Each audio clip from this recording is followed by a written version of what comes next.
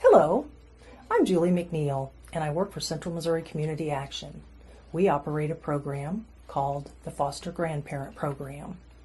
This program is funded through the Corporation for National and Community Service through AmeriCorps.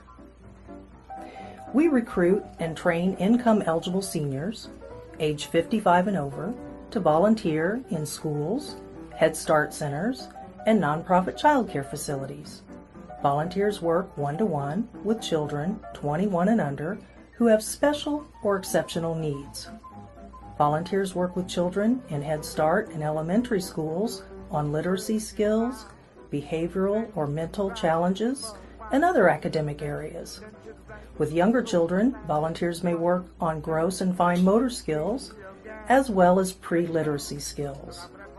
Volunteers work 15 to 40 hours a week, building relationships and tutoring children. Volunteers must meet the income guidelines. Supply a physical from a physician verifying that an individual is mentally and physically able to volunteer, complete a criminal background check, have the ability and interest to work with children, be willing to accept supervision, and complete the training process. Benefits to becoming a foster grandparent include an hourly stipend of $2.65 an hour, a hot meal at the volunteer site, transportation or mileage reimbursement, excess accidental and liability insurance, paid time off including 13 holidays, orientation training, and recognition opportunities. Foster grandparents in mid-Missouri are placed in 11 school districts and 8 Head Start facilities in our 10-county service area. Educators recognize the value of one-to-one tutoring, support, and intergenerational guidance.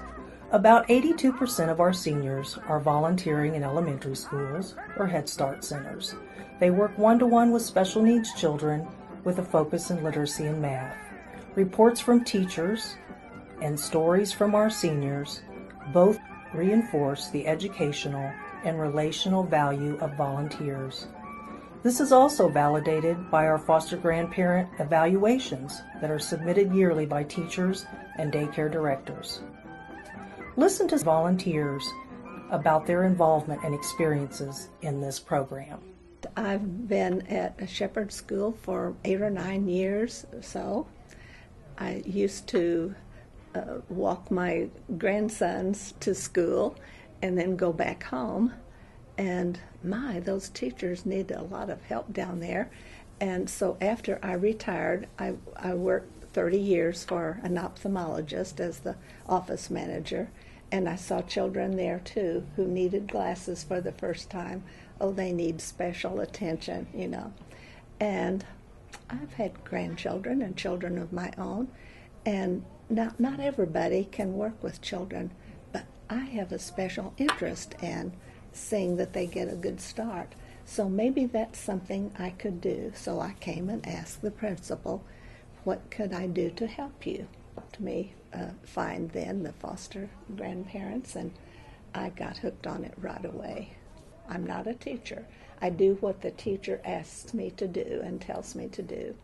And sometimes I help her grade and see how somebody doesn't understand this fact. As these children that I will see today, they're not quite understanding some points about this math yet. And they need to work on that with someone. I try very hard to be positive.